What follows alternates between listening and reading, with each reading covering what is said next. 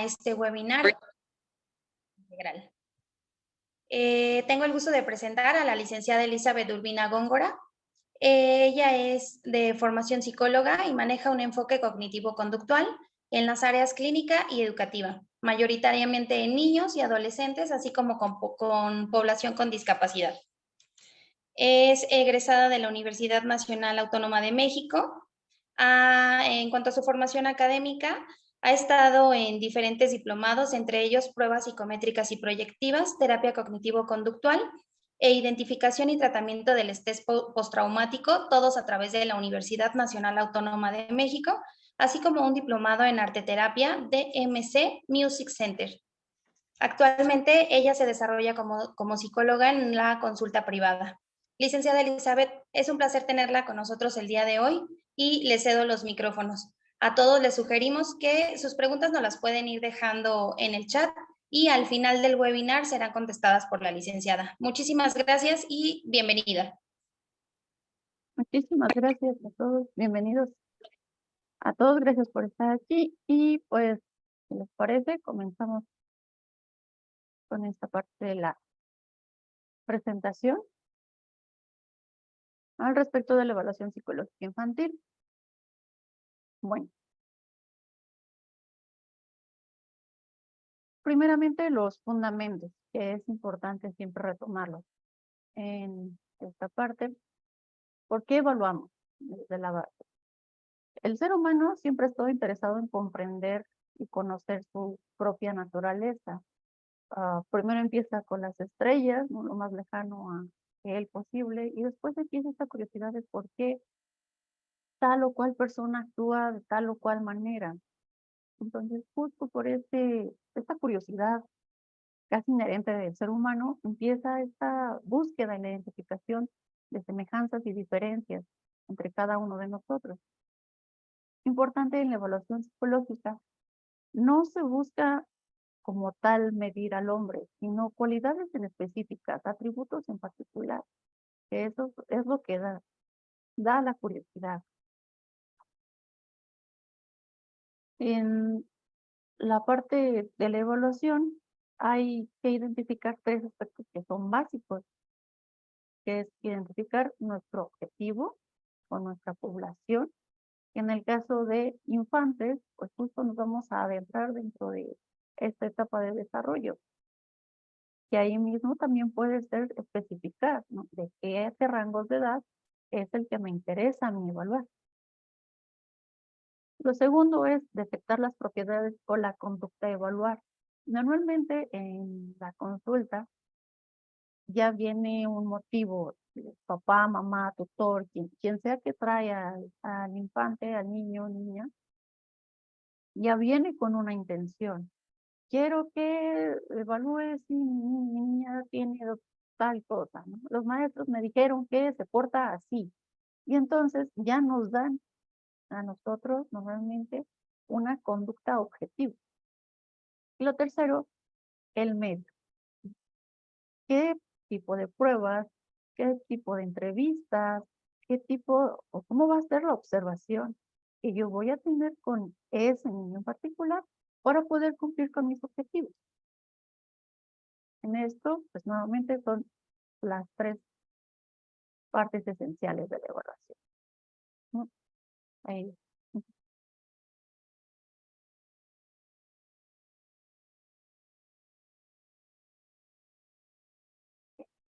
La evaluación psicológica siempre nos va a permitir hacer sondeos.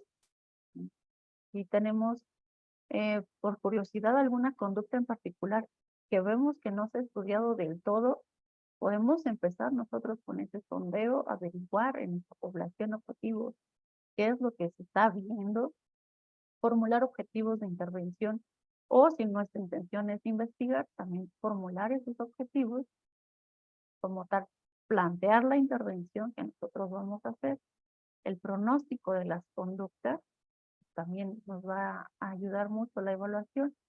Recordemos cuando hacemos una preevaluación y una postevaluación a nuestra intervención, nosotros ya buscamos una modificación, ¿no?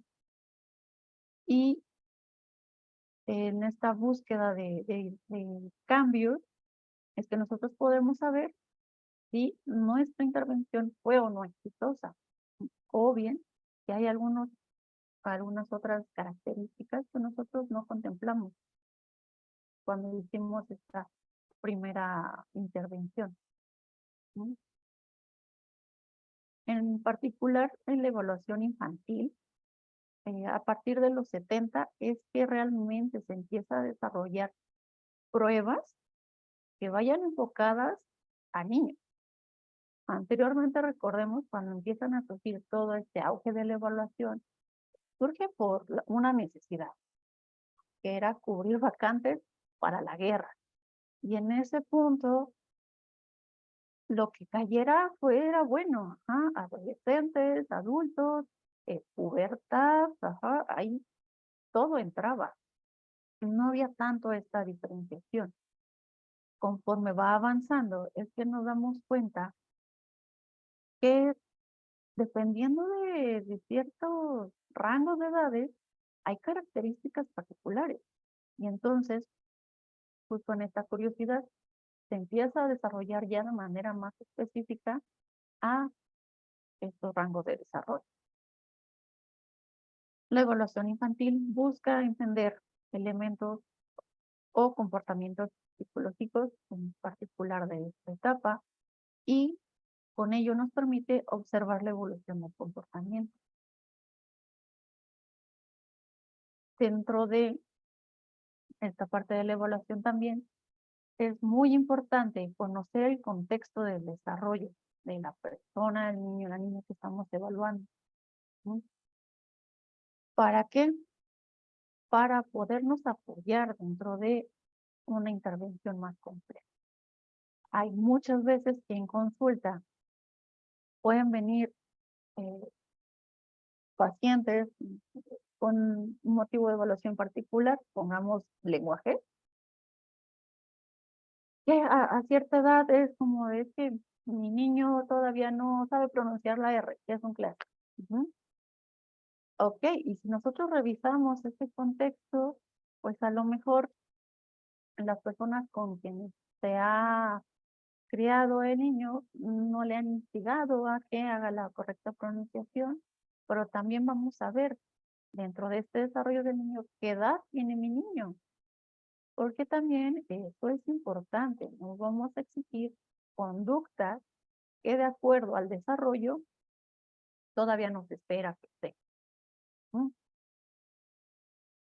De igual forma, en esta parte del contexto, hay muchas veces que incluye, por ejemplo, la parte de la comida.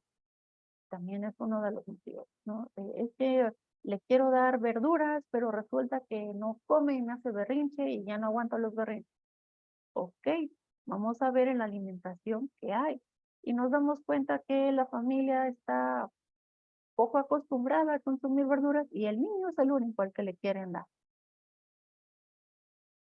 Si no ve que en la familia, en el contexto en el que se está desarrollando, existe la conducta, difícilmente yo la voy a poder desarrollar conmigo, ¿no?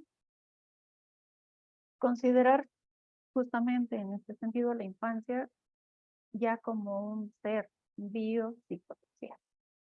En las entrevistas, cuando nosotros recién tenemos a los niños en la consulta, es muy importante que vayamos atrás en su desarrollo, en la parte médica, ya sea pidiéndoles un certificado que puede ser bastante útil, en la entrevista clínica que se hace justo esta indagación al respecto de cómo fue la fase prenatal, perinatal y postnatal, ¿sí?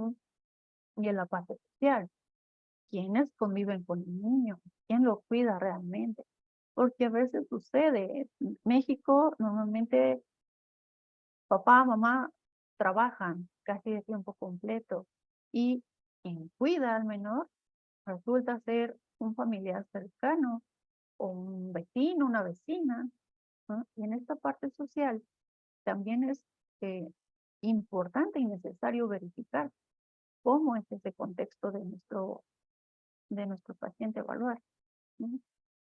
Volviendo a los esenciales, Al momento en que yo pongo mi análisis, mi objetivo, perdón, voy a hacer justo este análisis. ¿Cuáles son las características de mi paciente? ¿No? Para ello, mi entrevista, comentaba, importante abarcar desde la fase perinatal, prenatal, perinatal, postnatal. ¿Mm? Abarcar entrevista a padres si detecto justamente que los papás no pasan tanto tiempo con el niño al cuidado, que hay otras personas involucradas, llámese abuelitas, tías, tíos, eh, vecinos, amigos cercanos de la familia. La entrevista también, dentro de lo ideal, abarcaría a esas personas que pasan más tiempo con quien voy a evaluar. Y la entrevista a mi evaluador. El hecho de que sea un niño o una niña no quita que también tenga su propia percepción de las cosas que están sucediendo. Y aquí algo también muy importante que me gustaría recalcar. Cuando nosotros hacemos la entrevista a padres para indagar al respecto de la problemática que ellos perciben, no tener al niño presente, ¿no? ¿Por qué? Porque a veces los papás, los cuidadores, llegan a emplear palabras que pueden resultar bastante hirientes para el niño. Y entonces se permean de esas palabras y cuando nosotros lo entrevistamos, vuelven a surgir. Ujú. Y ya no tenemos como esa visión más inocente, más clara desde su perspectiva, cómo está viviendo en circunstancias. Oye, ¿por qué no quieres comer verduras, no? ¿O por qué no quieres hacer tus tareas de la escuela? Cuando a lo mejor el niño antes nos podría decir, porque me gusta mucho ver la tele, prefiero jugar, ¿no? Cuando se permean de las palabras de otras personas, de sus cuidadores, pues es que soy flojo, soy floja, ¿no? Hay que tener bastante cuidado en ese sentido cuando nosotros hacemos las entrevistas.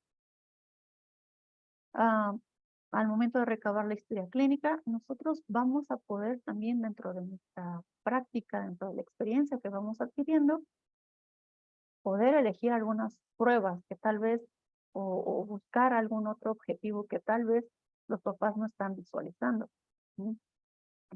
Por ejemplo, dentro de esto, en algún tiempo trabajé con población con trastornos de neurodesarrollo y la parte de la alimentación con niños con autismo a veces es muy específica, muy particular. Si nos vamos por la primera queja es que no quiere comer zanahorias, no quiere comer, este, no sé, algún otro alimento, ¿no? Y seguimos indagando dentro de la historia clínica, entrevistamos a nuestro niño y damos cuenta que tal vez pudiera tener algunos rasgos importantes del trastorno. Entonces, podemos nosotros dentro de esa batería empezar a arreglarla para poder también descartar ese punto que nosotros tenemos duda o confirmar estos puntos de los que nosotros tenemos duda. ¿Mm? Lo segundo es las propiedades o la conducta a evaluar. De acuerdo con la demanda de los padres, ¿no? Normalmente, si llegan porque no quiere comer verduras, porque le cuesta mucho trabajo las zanahorias en específico, ok, vamos a ver qué características son las que reportan. Resulta que no come zanahorias, pero sí le encantan las espinacas, le encantan las calabacitas, todo lo verde se lo come, pero no las que son de otros colores. Y entonces, allí es donde nosotros nos vamos dando cuenta de esta conducta evaluada particular, ¿no? Y tercero, la planeación de la batería como tal. Ya con la historia, ya con las entrevistas, conociendo un poco a nuestro evaluado, es que podemos empezar a elegir cuáles van a ser las pruebas como tal que nosotros vamos a poder emplear. Respecto justamente de las pruebas, es recomendable tener en conocimiento cuáles son las diferentes clasificaciones que vamos a tener de las pruebas. A veces no lo tenemos tanto en consideración en el sentido de que, como psicóloga les puedo comentar, a veces somos egoístas en esta parte de las pruebas.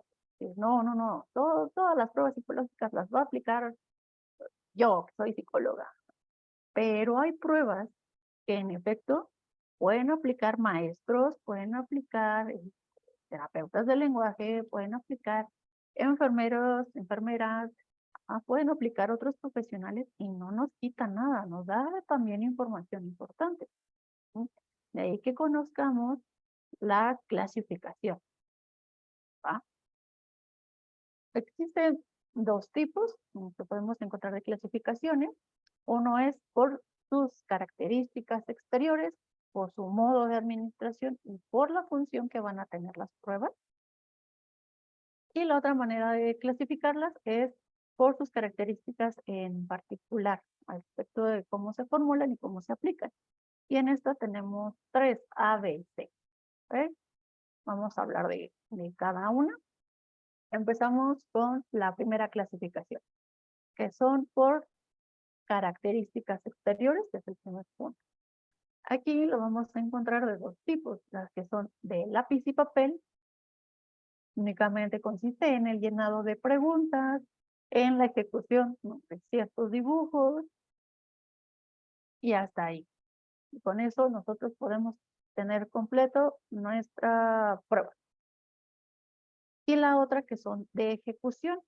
Las de ejecución demandan que yo esté manipulando objetos como tal para poder hacer la prueba. Aquí, por ejemplo, tengo el caso, los dibujos, que son los rompecabezas de las escalas de Wechsler, la más pequeña, son para los más chiquititos. Y entre ellos, por ejemplo, también viene esta parte de los cubitos, que implica manipulación de ciertos objetos para poder ejecutar la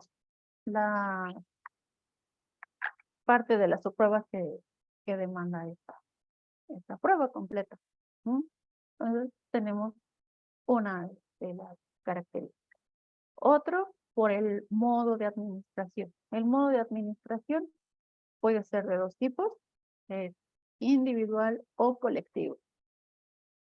En ambos, en la parte individual y colectiva, puede ser por autoaplicación, es decir, yo me siento, veo mi prueba y solito puedo ir contestando.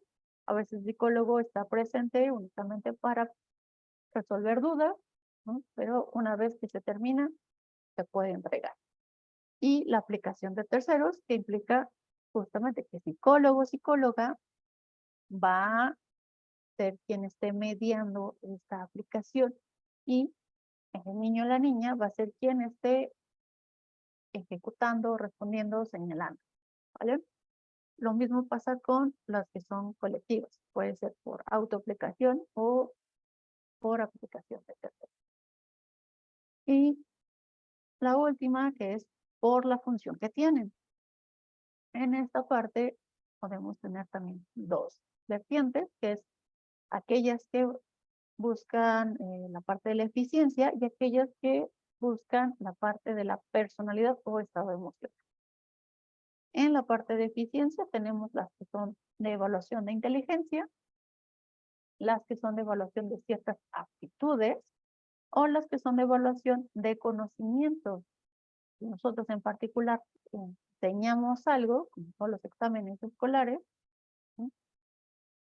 Y aplicamos después una prueba, sería dentro de este conocimiento, ¿vale? En la parte de personalidad o estado emocional, que son más chiquitos, tenemos las escalas o cuestionarios, aquellos que son test objetivos, que además de evaluar la personalidad como tal, también tienen algunas otras características que nos pueden ayudar a indagar algunos otros rasgos. Por ejemplo, aquí entra el Minnesota. Recordemos que además de evaluar la personalidad, también nos da ciertos rasgos acerca de la verdad, acerca de ciertas omisiones que pueden hacer, ¿no? Para tratar de quedar bien con el evaluador. Entonces, a eso se refiere con test objetivos. Y los últimos que son pruebas proyectivas. Y por ejemplo, tenemos el famosísimo Rorschach. En la segunda clasificación que les comentaba, tenemos la clasificación A. Aquí estas pruebas son para psicólogos que son acreditados justo en esta licenciatura o superior a la licenciatura, para estudiantes que están avalados por alguna institución o profesional acreditado, profesionales con cédula ajenos a psicología, de acuerdo a las especificaciones de cada prueba. ¿Qué es lo que comentaba? Aquí pueden entrar médicos, trabajadores sociales, de enfermería, pedagogía, terapeutas de lenguaje, criminólogos, y no hay ningún problema. Un ejemplo, aquí pongo la prueba detector. Esta prueba en particular se puede utilizar por personal de salud en general que esté entrenado en la prueba y busca indagar detecciones justamente de algunos rasgos de TDAH, problemas de aprendizaje, problemas alimenticios, problemas de conducta, problemas de ansiedad, enuresis. Entonces, nos puede ofrecer ya una ayuda para cuando llegue a como tal con nosotros a que se le aplique la evaluación completa, que llegue con un previo, que nos digan, se aplicó tal, la maestra le aplicó tal prueba y se arrojaron datos de posibles problemas de aprendizaje. La clasificación B, que igualmente para psicólogos acreditados con licenciatura o superior, avalados por alguna institución, y que también es aplicable, o que puede ser aplicada más bien, para psiquiatras, neuropsicólogos y pedagogos. Esto sí es más específico, ¿quién es más? Tenemos, por ejemplo, la evaluación neuropsicológica infantil, que puede ser justo aplicado por psicólogos, neuropsicólogos, psiquiatras entrenados, pedagogos entrenados. Y la clasificación A. En la clasificación A vamos a tener únicamente a psicólogos acreditados con licenciatura superior, estudiantes acreditados o algunos otros profesionales con estudios de maestría o doctorado en psicología clínica o educativa, necesariamente. Y aquí, por ejemplo, tenemos el caso del test HTP, que en particular requiere conocimientos acerca de pruebas proyectivas. Psicólogos entrenados en esta parte. Serían esas dos clasificaciones en general de las pruebas. Importante no olvidar, cuando nosotros vamos a aplicar una prueba, es importante que reconozcamos que sí estamos calificados para la aplicación de dicha prueba. Si yo sé que la quiero aplicar, pero no estoy del todo calificado, calificada, recomendaciones, busquen cursos. A veces hay unos de fácil acceso, incluso en internet hay muchísimos tutoriales que son de cursos de clases de psicología, ¿no? Que nos pueden enseñar algunas pruebas y practicarlo siempre antes de llegar a la aplicación oficial, pongámoslo así, ¿no? La otra, al momento que nosotros planteamos nuestra batería, siempre hay que considerar el objetivo de la demanda, ¿vale? Aunque dentro de las entrevistas nosotros identifiquemos que el objeto de demanda de papá, mamá, tutor, no está considerando algunos otros puntos importantes que pudiera ser normalmente algún trastorno del desarrollo.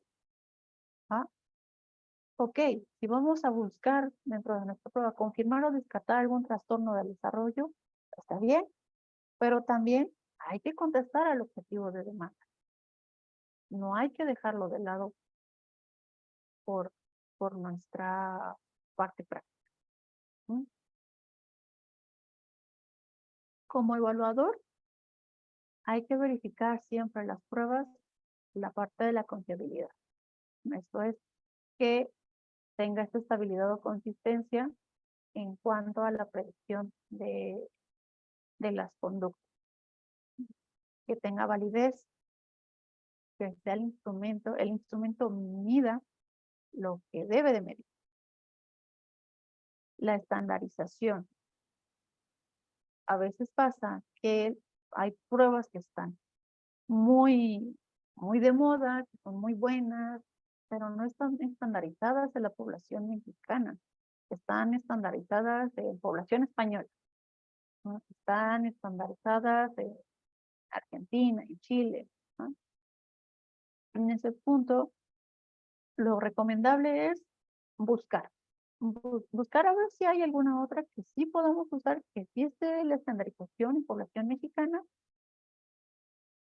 Y en caso de que no, entonces ya podríamos revisar artículos, podríamos revisar algunas otras especificaciones de cuando se analizan las pruebas en otra población hispanohablante para ver si podemos aplicarlo nosotros, ¿no?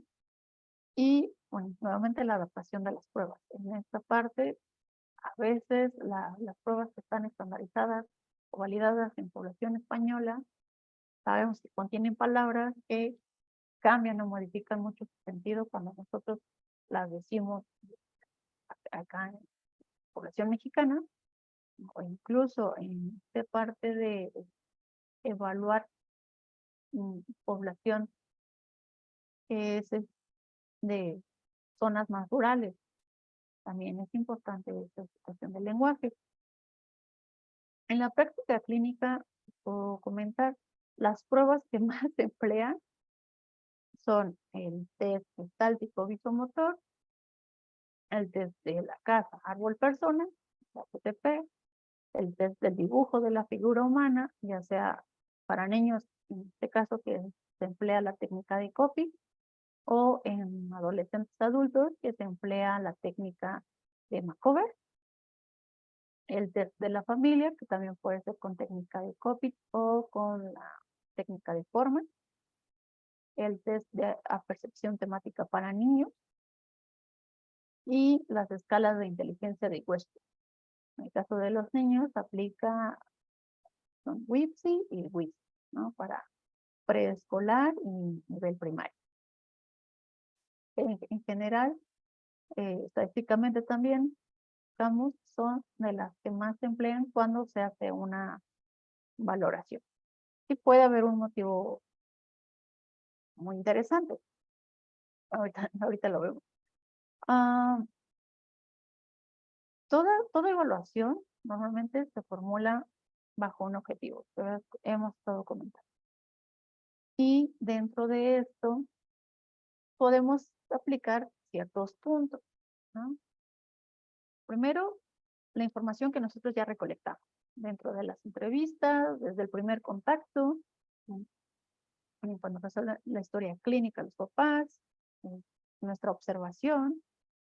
Ahí sigue nuestra hipótesis. ¿Ah? Yo creo que tal conducta se puede deber a tal situación. ¿Sí?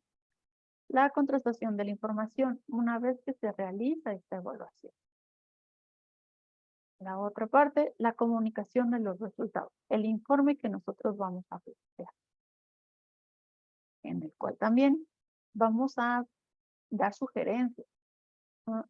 En la evaluación no solo basta con decir, sí, se encontró o no se encontró tal o cual cualidad del evaluado, del evaluado, sino también dar sugerencias de acuerdo a el contexto de desarrollo del paciente evaluado, ¿no?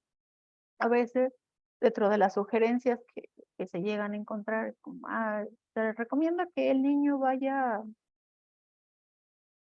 clases extra, ¿no? De natación, de pintura, equipos de fútbol, ¿no? Pero si nos damos cuenta dentro del contexto del niño, resulta ser que ambos papás trabajan, que lo dejan encargado con la abuela, que ya está grande, que no se puede mover tan libremente con el menor, que tiene muchísima actividad, ¿no? Y entonces, cuando nosotros hacemos estas sugerencias, a veces en lugar de tranquilizar a la familia, decir, tenemos opciones, hasta parece que se cierra un poco el mundo. Las sugerencias hay que visualizarlas de acuerdo al contexto de mi evaluado. Por eso tenemos esta información ya recabada. El plan de tratamiento, ¿no? Aquí, si nosotros únicamente como psicólogos nos piden evaluar, nuestros puntos van a llevar de primera información recolectada hasta sugerencia. Hasta ahí nosotros quedaremos. Si únicamente estamos evaluando. Y aparte de evaluar, ustedes o los papás deciden que sí quieren intervenir directamente y que se recomendó la intervención psicológica, entonces ya viene formular el plan de tratamiento nosotros, intervenir y hacer una reevaluación y darle el seguimiento a ese paciente. Siempre que evalúe tengo que hacer el plan de tratamiento solamente si se desea por parte de los papás. Porque a veces es justo. En la escuela me están pidiendo que evalúe al niño para ver si tiene déficit de atención. Uno hace el trabajo, recuerda que si tiene rasgos importantes, le sugerimos que pueda tomar terapia para control de impulsos, atención, etcétera. Los papás solo quieren, sí, quiero los resultados para dárselos a la escuela y que la escuela intervenga, ¿ok? Y hasta ahí nosotros terminamos. Si los papás aceptan la intervención o quieren que nosotros intervengamos, adelante. Pero no es obligatorio.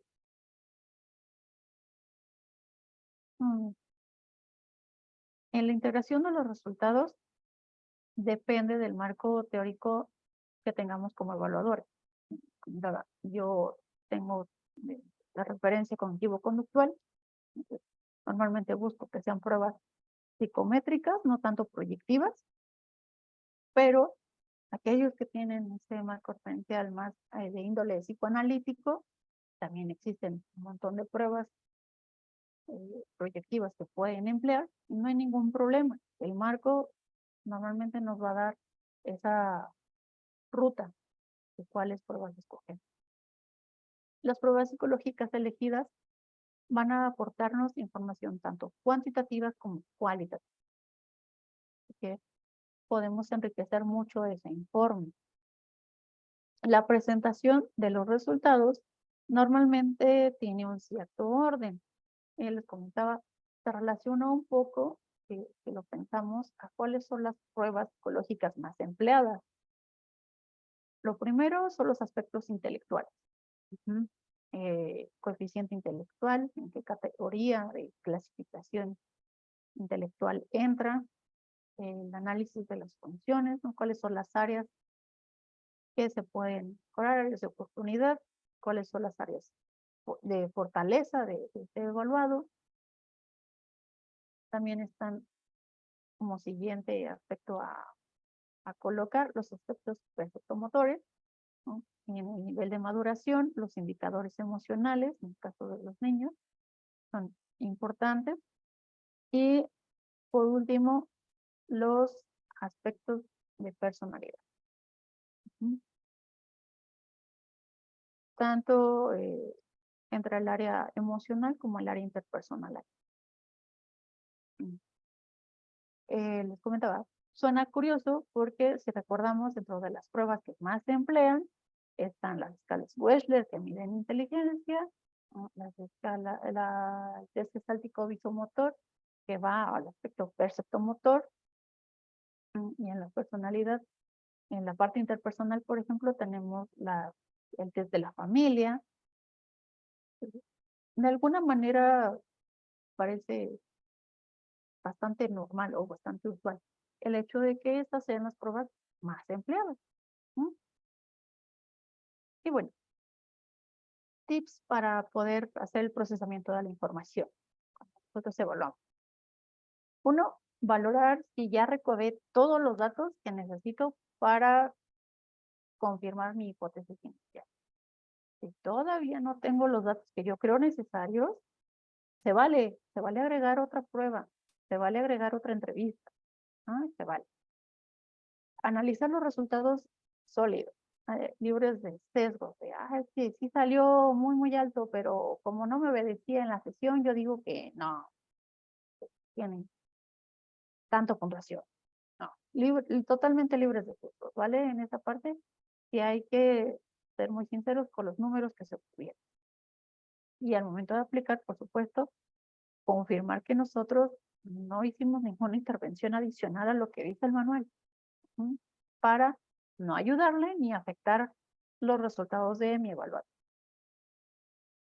Considerar que los datos obtenidos por las diferentes fuentes de información empleadas, considerar estos datos, tanto de las entrevistas como de las pruebas, como de mi observación clínica, hay que hacer esa integración, ¿vale? A veces algunas cosas por ahí no cuadran. A veces es normal, ¿vale? Y al final, el niño puede no comportarse de manera normal con nosotros. Es la primera vez que nos ven. A veces no hace esa conexión, ese rapport no se generó tan exitosamente. A veces sí se generó muy exitosamente y resulta que por eso hay una diferencia entre lo que reportan los papás, reportan los maestros y lo que vemos nosotros. Valorar la información de acuerdo a la importancia del caso.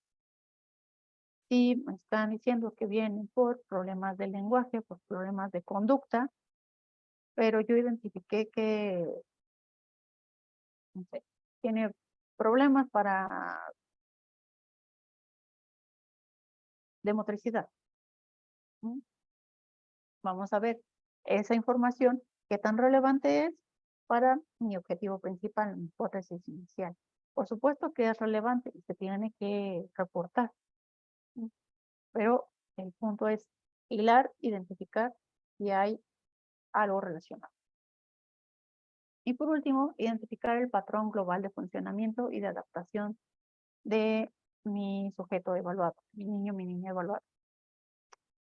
Si anteriormente, sobre todo cuando hacemos una reevaluación, en el punto inicial nosotros identificamos que estaba en tal cual parte de desarrollo y después de la intervención identificamos que tuvo cierto avance, tal vez no de acuerdo a la edad o lo que se esperaría de acuerdo a la edad, pero sí comparándolo de su primera a la segunda evaluación, entonces ahí es donde nosotros identificamos ese progreso. Porque a veces sucede eso, los papás, nosotros como psicólogos, nos llegamos a frustrar porque no llega a este ideal, este estándar, ¿no? Pero no se trata de eso, se trata de ver cuál es su progreso dentro de su propia línea de tiempo, ¿no? Por ello, también con los papás, cuando nosotros les comunicamos los resultados, es necesario poder hacer este aterrizaje. ¿Dónde se encuentran las características del niño al momento de la evaluación y bajo intervención, a dónde podría llegar y en qué tiempo? Porque las expectativas pueden ser muy altas y poco realistas a veces cuando se empieza a hacer la intervención. Siempre hay que hacer este aterrizaje, ¿sí? Pues en general, hay muchísimas otras cosas que hablar al respecto de la evaluación psicológica infantil. Hay muchos casos muy interesantes, pero dentro de las bases me parece que es lo más relevante que se puede platicar en este tiempo de webinar, ¿vale? Muchísimas gracias por su atención a todos Y me parece que justamente entramos a la sección de preguntas en caso de que haya preguntas. Adelante, por favor. Buenas tardes, maestra. Tenemos una pregunta respecto a las entrevistas. Nos preguntan si se utiliza la anamnesis en la entrevista con los papás.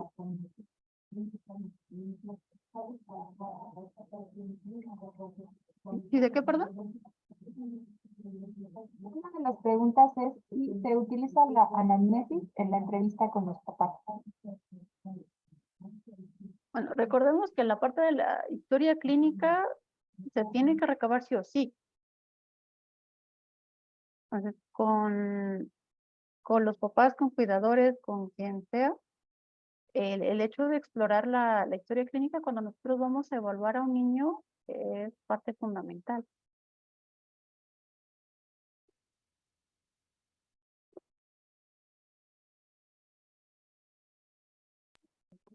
Muchas gracias, maestra. Otra de las preguntas dice, ¿cuáles podrían ser aquellos aspectos relevantes a considerar en las entrevistas?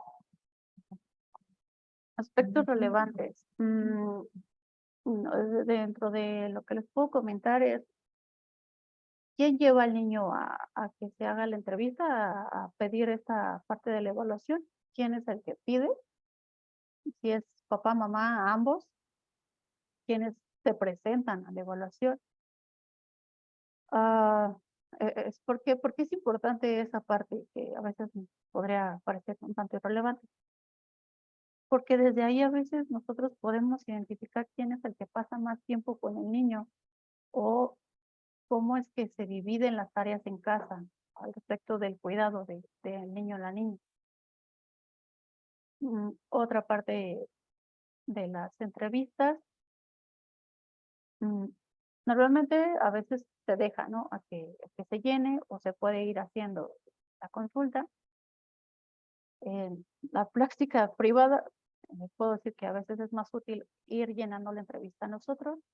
En la parte de hospitales públicos, ahí es más difícil porque en tiempos se pide que sean demasiado ágiles y entonces mientras uno está evaluando al niño, los papás están ahí contestando, pero justo dentro de la entrevista no quedarnos con la primera información que nos dan. Siempre indagar cuando ponen, ¿no? ¿A qué considera que su hijo es berrinchudo? Sí. Y llega aquí con nosotros con el papel y entonces preguntamos ¿por qué? Y ese concepto que se tiene de berrinche, el concepto que se tiene de mal portado, bien portado, el concepto que tienen los papás o que tienen los maestros, a veces no es el mismo que nosotros tenemos. Y en esa parte de la entrevista me parece que es importante también que indaguemos. Y ese concepto que tiene papá, mamá, es el mismo que yo tengo. Es que es muy difícil que se duerma. ¿Cuánto tiempo es que se tarda? Como 20 minutos. Y uno dice, 20 minutos está muy rápido, ¿no? Realmente no tarda tanto. Pero en el concepto de los papás, al acostarlo, ellos ya quieren que duerma, ¿vale? No quedarnos con esa primera impresión, podemos decirlo así, de los conceptos que se tienen. Yo diría que sería esas dos las principales. Ver quién llega, quién pregunta, quién pide los datos y los conceptos. Aclarar bien esos conceptos.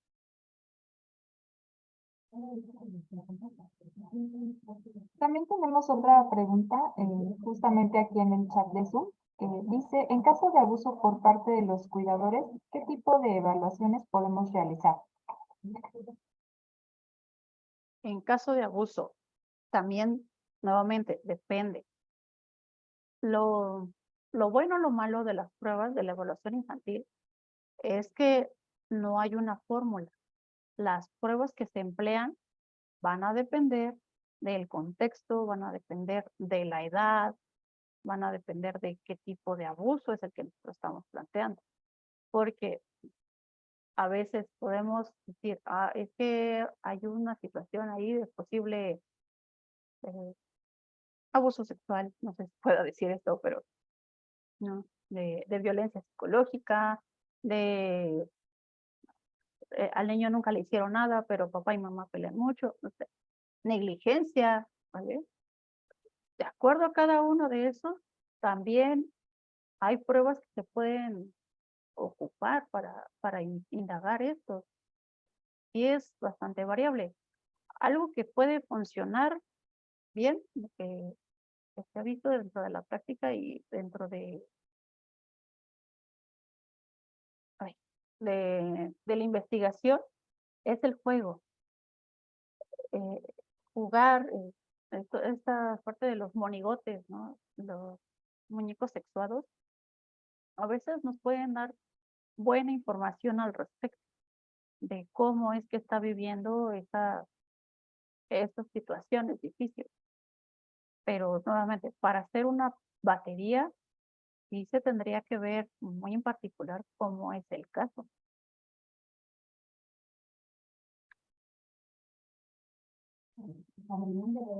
Precisamente ahorita que está tocando el punto del juego, nos preguntan, ¿en el proceso de evaluación se toma en cuenta el juego? Sí, sí, se toma bastante en cuenta el juego. Ah, nuevamente, había voy a dar un ejemplo de caso. Había un niño que llegó a evaluación porque la mamá consideraba que el niño tenía rasgos de posible trastorno de autismo, del espectro del autismo, porque su hijo mayor y su otro hijo del medio tenían el diagnóstico. Y dentro de la entrevista con mamá, que fue quien llegó, se hace la entrevista y resulta que dentro de no había un juego simbólico, no se identificaba, ¿no? Como este juego de imaginación, juegos simbólicos, no juego. Ajá. Y bueno, dice, ok, no juego. Cuando viene el niño, se plantea, ¿no? Esta atmósfera como más libre, menos de interrogatorio. Eso también es importante con los niños, no sentir que están en un interrogatorio para que puedan expresarse realmente. Y era una entrevista con el niño, se termina jugando a los zombies, porque vio una imagen y le recordó una pistolita de un zombie, ¿no? Y empezó a hacer como zombie. Es como, aquí está el juego simbólico. Aquí está mi juego de imaginación. ¿Mm? Sí está presente. Nos vamos de nuevo al contexto, ¿no? ¿Por qué en casa no juega así? No tiene con quién. Sus hermanos sí tienen el diagnóstico, vive con papás, son adultos, a veces no juegan. Y el niño sí jugaba, ¿no? También en este sentido, cuando nosotros evaluamos a los niños, lo que menos se recomienda es hacer que se sientan en un interrogatorio, ¿no? ¿Estás bien? ¿Estás mal? ¿Vas a contestar así, así, así, así? ¿No? Sino hacerlo lúdico, hacerlo divertido. Y en eso a veces entra un momento de juego y también se vale, es justo.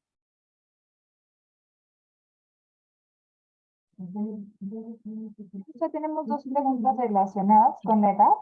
Ajá. Una de ellas dice, ¿a qué edad los niños se considera para realizar la evaluación?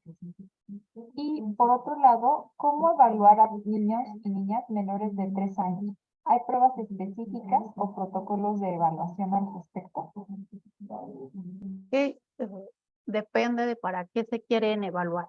Eso sería como, pues, ejemplo para evaluación, inteligencia. Ujú. O evaluación de desarrollo. Hay pruebas para evaluación de desarrollo que va desde los 3 meses y se puede aplicar, ¿vale? Va de 3 meses a 4 años. Pruebas de inteligencia, por ejemplo, la escala Wechsler, pues, que es de las más empleadas, para pequeños, WIPSI, se puede usar, no les quiero mentir, escala WIPSI, déjenme hacer memoria. si mal no me equivoco, desde los 2 años y medio. Ujú.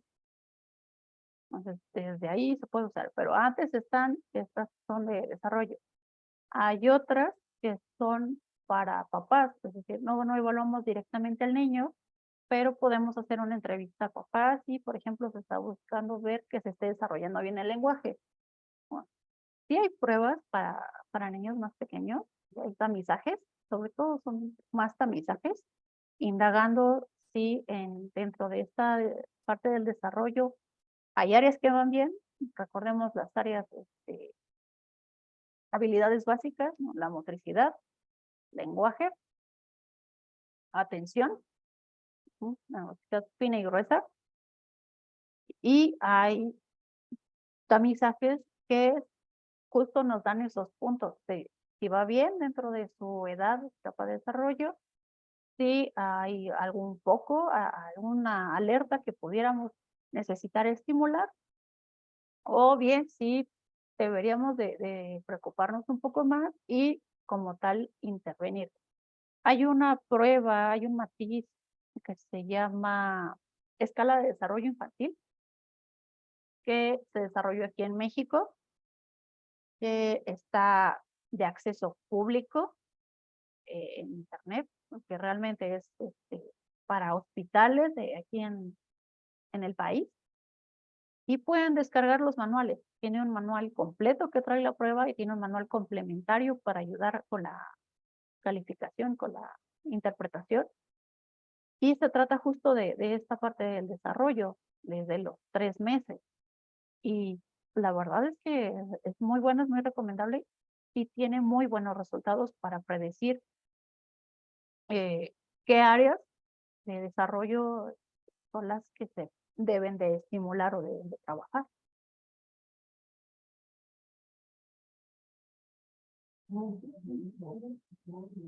Maestra, respecto a la comunicación con los padres, nos preguntan, ¿cómo se debe abordar un padre para aceptar que el niño tenga, por ejemplo, un déficit de atención? Porque los conceptos, esa situación va a ser muy importante. ¿Cuál es ese concepto previo que los papás tienen de tal o cual posible diagnóstico? Pasa con papás, por ejemplo, que hubo un momento en el que se puso como muy de moda, que todos los niños querían ser diagnosticados con déficit atencional. Y entonces también hubo un momento en el que muchos papás dijeron, eso en mis tiempos no existía, no existe. Hay otros papás que pues sí tienen más noción al respecto de esto, pero nuevamente es muy variable. La recomendación sería, uno, al momento en que nosotros estamos haciendo ya la historia clínica, al momento que estamos haciendo la entrevista, ya podemos ir identificando qué tipo de conceptos tienen al respecto. Les comentaba, ¿no? Este ejemplo, cuando dicen que el niño no se apura porque es flojo. ¿No? Como de, ok, entonces ya voy teniendo yo una idea de cómo se podría ir abordando esta situación, ¿no? De, ok, no trabaja porque la atención necesaria para ese trabajo no se está logrando. Pero sí indagar cuál es su concepción al respecto de ese posible diagnóstico.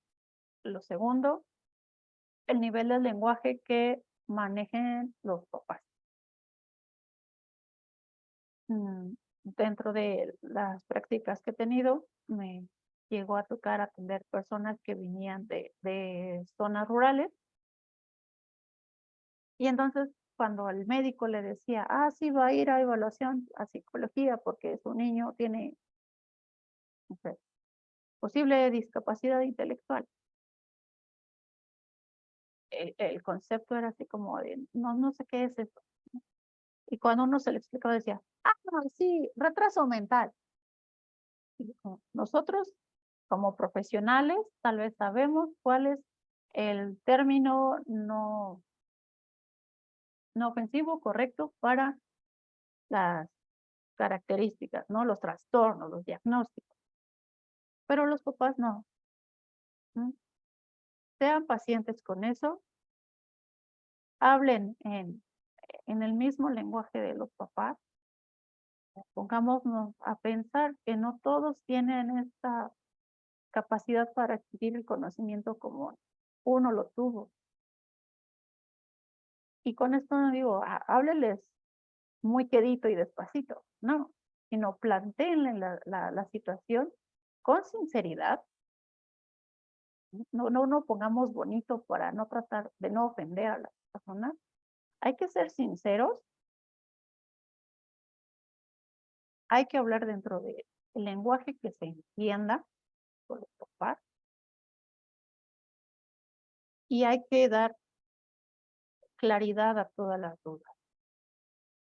A veces no se preguntan las dudas. Los papás se quedan con la primera información y dicen, creo que sí le entendí. ¿Qué hacer en esos casos? Ok, de lo que le acabo de explicar, ¿me puede comentar con qué es lo que se queda? ¿Qué es lo que más le impactó? ¿Qué es lo que más lo que comprendió de esto?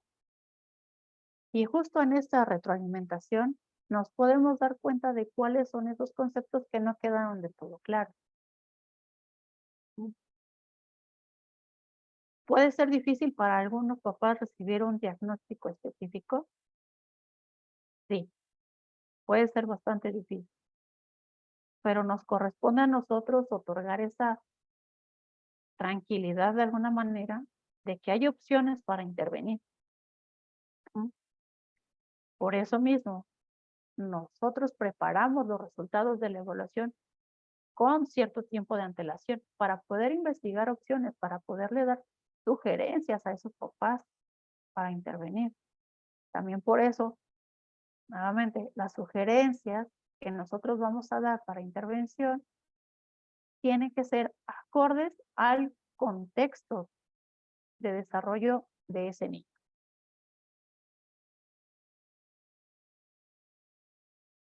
¿Alguna otra pregunta, duda? Tenemos una pregunta similar en el chat de Zoom, pero era más bien respecto a cómo manejar la tolerancia a la frustración de algunos padres que a lo mejor pudieran pues, tener pues algún niño con un problema de conducta, pero que realmente pues es más bien la baja tolerancia a la frustración de los padres. Pero bueno, ya nos comentaba ahorita de alguna forma cómo tener ese acercamiento con los padres. Y tenemos otra pregunta que dice aproximadamente cuánto sería el costo de la evaluación. El costo de la evaluación puede ser bastante variable también. Consideremos dentro de las pruebas más populares, bueno, no más populares, sino que más se emplean dentro de la evaluación. Uno, lo recomendable es utilizar protocolos originales. ¿Por qué? Porque dentro de la parte, uno, la parte de nuestra ética. Utilizar protocolos que sean legales. Dos, realmente, esta es una recomendación que me dieron desde clases y que les puedo confirmar que sí sucede. Nunca sabemos cuándo un caso va a ser legal. También en esta parte, nuestros protocolos tienen que ser válidos. El costo que se tiene de cada prueba es bastante considerable, si lo ponemos así. Y también no vamos a tratar de recuperar toda la inversión que hicimos de la batería en un solo paciente, pobrecito, qué culpa tiene. Sí considerar dentro de los costos en México, las evaluaciones infantiles oscilan desde los 3,000 pesos, la evaluación, digamos, más sencilla, más común, que utiliza pruebas proyectivas, ¿no? digo, el material al final no es tan demandante como los protocolos. Podemos usar pruebas de lápiz y papel, no nos consumen económicamente, pero también depende de qué tipo de evaluación voy a hacer. Hay pruebas para el diagnóstico de déficit atencional que tienen un costo de 1,800, un poco más que yo quiero considerar alguna otra parte de, más bien, debo de considerar la parte intelectual, la parte perceptiva, porque no haya un posible daño neurológico. Puede oscilar desde los 3,000 pesos hasta los 15,000 pesos. Nuevamente, depende mucho también de la zona, también las pruebas que yo estoy utilizando, de el tiempo que le voy a dar de evaluación. Hay evaluaciones que se hacen largas, se tornan largas porque el niño no tiene mucha tolerancia de estar encerrado contestándonos preguntas. Y si habíamos planteado nuestra evaluación para 4 sesiones, entonces la tenemos que partir en otras más. En ese sentido, el costo de las evaluaciones puede ser muy variable también.